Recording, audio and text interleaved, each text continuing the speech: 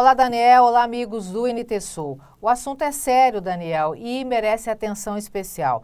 A gente está trazendo novidades em torno deste assunto. Tem aumentado muito no Rio Grande do Sul nos últimos anos a incidência e a ocorrência de crimes sexuais contra crianças e adolescentes.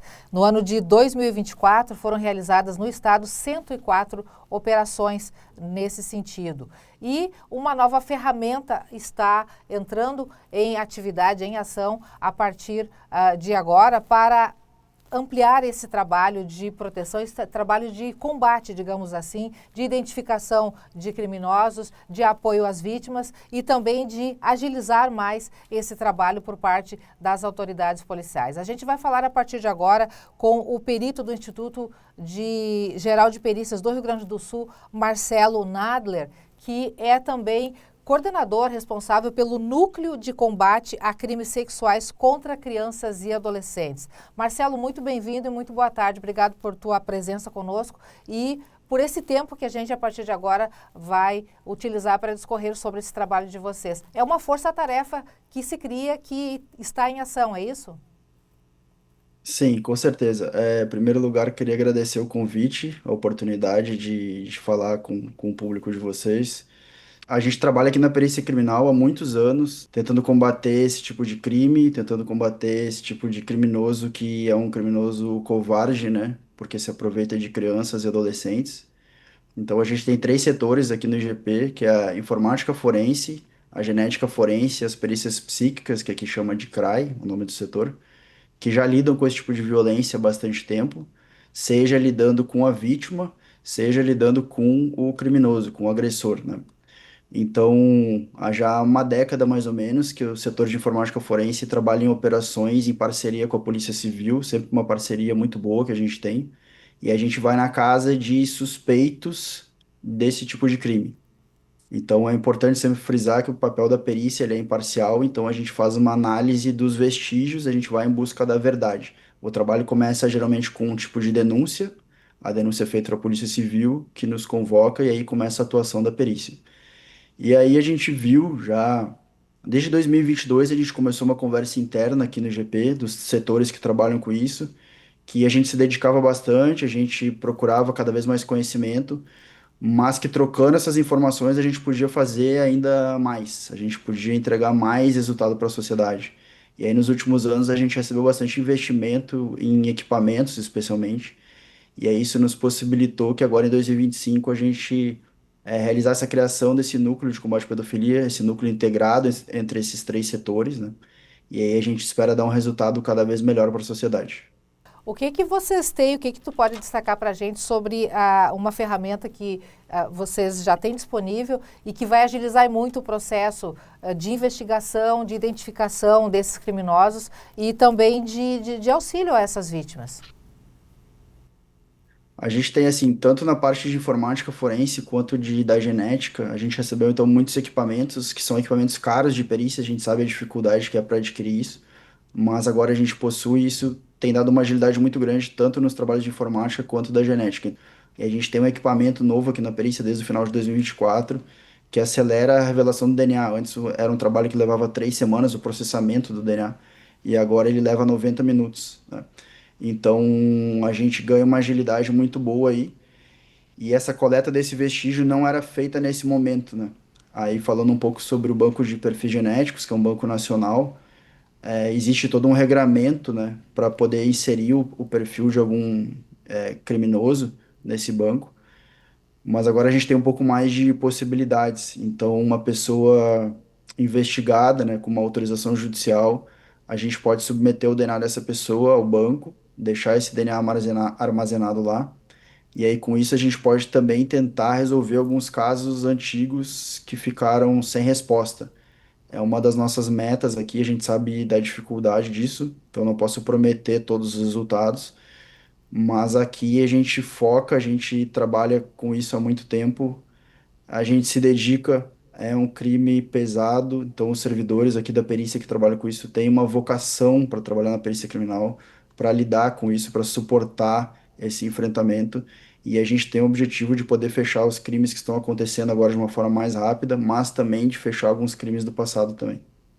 A gente quer sim poder dar respostas cada vez melhores e a gente quer poder identificar criminosos que ficaram no passado, que daqui a pouco acham que ficaram impunes. A perícia criminal nunca deixou de trabalhar nesses casos, nunca vai deixar de trabalhar. Então a gente espera sim poder fechar esses casos. Pornografia infantil, a exposição de crianças e adolescentes através da internet, são vários tipos de violência que ocorrem em plataformas virtuais. De que forma vocês trabalham ou começam a atuar com mais incisivamente no combate a esse tipo de crime? A gente viu assim nos últimos anos um número muito grande, mesmo um aumento grande no número de abusos que é dos crimes digitais. Entre 2022 e 2024, a gente quase dobrou o número de operações em parceria que a gente tem com a Polícia Civil. Esse número também foi muito grande na Polícia Federal. E o que a gente vê aqui é lidando daí com o material dos abusadores, a gente entende como que eles pensam, como que eles escolhem as suas vítimas. E aí entra assim alguma parte importante, que é a gente está em 2025 nesse mundo super digital, super conectado. A gente entende a dificuldade dos pais também de lidar com as crianças e os adolescentes, o telefone, as telas, como a gente chama, acabam sendo aliados dos pais, mas esse uso irrestrito, especialmente do telefone celular, ele se torna uma porta de entrada para os abusadores, né? Como eu sempre digo, um pai e uma mãe nunca deixaria uma criança sozinha num shopping, nunca deixaria uma criança sozinha numa praça lotada, mas deixa a criança sozinha e abandonada no celular, nesse mundo digital, nesse mundo virtual. Só que o mundo virtual, ele tem uma participação de muitas pessoas mal intencionadas, e isso a gente não pode deixar a criança solta nesse mundo. Então, assim, no mundo ideal, uma criança não usaria celular, mas já que existe um uso grande, algumas dicas que eu posso dar é assim, especialmente em redes sociais e jogos. Essa é a principal porta de entrada, porque o criminoso, ele precisa acessar essa criança, ele vai tentar se comunicar com a criança, ele vai tentar que a criança envie fotos, envie vídeos para ele, e para isso ele vai começar com uma conversa geralmente mais leve, aí que as pessoas se enganam. Geralmente o que eles fazem não é um adulto se aproximando de uma criança, eles vão criar um perfil falso, muitas vezes de alguma menina, alguma coisa assim, de uma outra criança, que vai parecer super inofensivo, né? E aí vão conseguir, sim, ao longo do tempo, gerar confiança nessa criança, ganhar a confiança dessa criança e obter o material que eles querem. Aí depois eles podem chantagear a criança em troca de outras coisas, até o ponto de, em muitos casos, ir ao abuso sexual presencial, conseguir marcar um encontro e manipulam a criança. Isso gera um dano psíquico enorme, muitas vezes para o resto da vida. Então é papel dos pais, sim, contribuírem nessa proteção das crianças, contribuírem na proteção dos seus filhos. Tem que saber com quem que a criança faz contato no celular. Se tem um perfil em rede social, esse perfil tem que ser privado, os pais têm que ter acesso, têm que ter a noção com quem que a criança se comunica, quem são os seguidores dessa criança. E os jogos online também têm esse risco, porque eles também permitem uma comunicação com a pessoa. E é nessa comunicação que entra o abusador das crianças. Marcelo, isso tudo é muito importante, o alerta, esse alerta aos pais, aos responsáveis por crianças, por adolescentes. Mas a pergunta que eu te faço na sequência é, a partir do momento em que vocês recebem uma denúncia com este perfil, vocês têm ferramentas, estão municiados de ferramentas e de condutas para rastrear, para chegar até esses indivíduos? Sim, isso é uma coisa que eu posso falar com orgulho. Hoje, nos últimos anos, a gente recebeu muitos equipamentos, tanto a perícia criminal, aqui que é o meu caso, mas a Polícia Civil também. Então, a gente tem as melhores ferramentas do mundo, os melhores softwares do mundo para trabalhar com isso. A gente não deve nada a ninguém.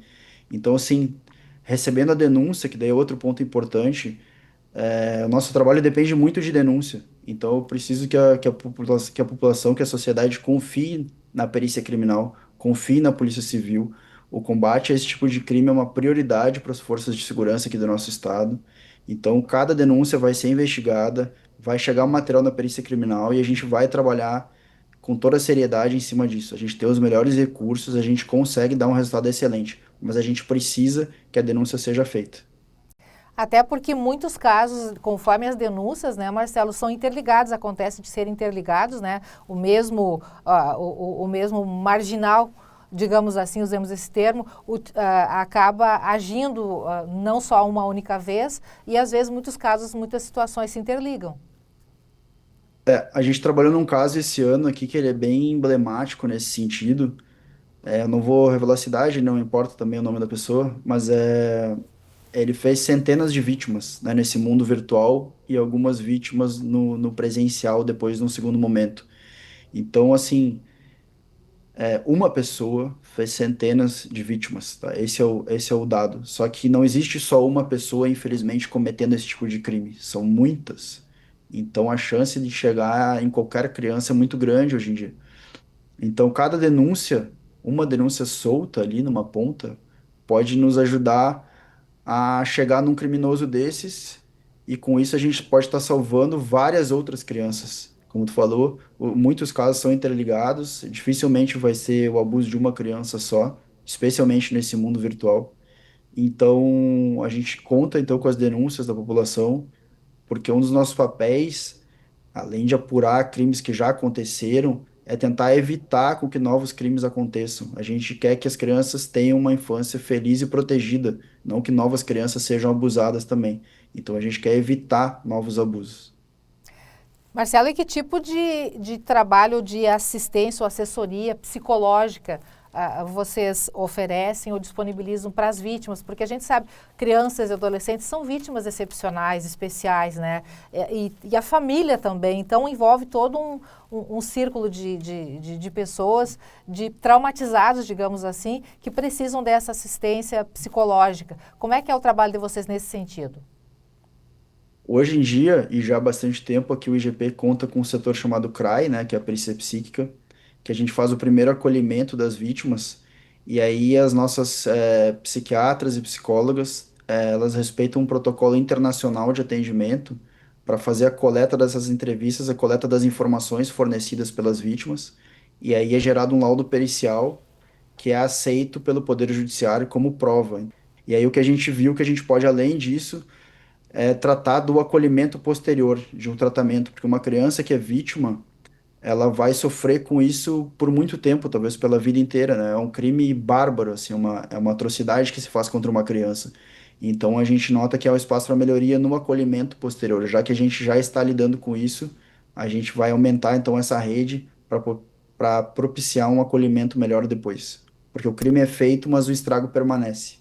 A gente mencionou até agora a questão de situações externas, de agressores externos, mas muitos agressores também, nesse caso, às vezes estão dentro da própria casa. Então, de repente, pessoas que não são da convivência do núcleo familiar também se empenhem em denunciar quando houver alguma suspeita. Eu acho que isso é importante também da gente destacar, né?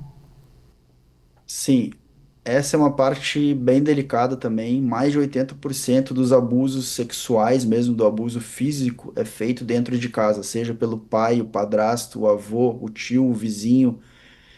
Infelizmente, mas isso é alguém próximo da criança que faz esse abuso o sexual físico, né, como a gente diz. Então, mas muitas vezes há algum tipo de testemunha, há alguém que acompanha isso, que suspeita, que nota uma mudança de comportamento, que nota uma movimentação estranha. Essa pessoa precisa denunciar, porque esses casos a gente só vai conseguir trabalhar realmente mediante uma denúncia. Não vai ter uma outra forma que a gente consiga interceptar isso e que a gente possa agir. Faça a denúncia vai ser encaminhada da melhor forma dentro da polícia para chegar no setor especializado que lida com isso, e aí a polícia vai acionar a perícia criminal que já está pronta para receber esse caso, para trabalhar com isso. Marcelo, obrigado pela tua participação, pelos esclarecimentos e todo o sucesso do mundo para o trabalho de vocês aí, que a gente sentiu nas tuas palavras, aí nas tuas expressões também, o empenho e tu repetiu várias vezes uma palavra que me chamou a atenção e eu creio que dos telespectadores também, que para vocês é missão esse trabalho. Então, nós, enquanto população, enquanto, né, estando do outro lado, né, temos que confiar nesse trabalho e realmente colaborar na medida do possível, sempre que houver alguma situação, então, fazendo a devida denúncia, para que, então, seja o pontapé inicial dado por vocês para realizar esse trabalho e para, né, para tirar de circulação esse tipo de pessoa. Obrigada mais uma vez pela tua É, participação. Eu te agradeço de novo pelo espaço e, assim, quando eu falo em missão, é missão de verdade mesmo. A gente leva isso muito a sério já há muitos anos e agora a gente vai conseguir ter mais oportunidade, então, de realizar isso. É uma missão de vida que a gente tem mesmo. A gente sabe da importância de combater isso. É uma sociedade que não protege as suas crianças, é uma sociedade que vai ter o seu futuro completamente comprometido, né? Então é uma missão nossa proteger as crianças. Obrigada mais uma vez. Daniel Nunes está aí, então, a participação do perito do IGP do Rio Grande do Sul, Marcelo Nadler, coordenador do Núcleo de Combate a Crimes Sexuais contra Crianças e Adolescentes. A gente falou um pouco sobre o trabalho desse núcleo aí e a importância fundamental desse trabalho, que a partir de agora se formou esse núcleo com muito mais estrutura e com muito mais possibilidade de fazer um trabalho com sucesso, com êxito no combate a esse tipo de crime. Eu volto contigo no estúdio.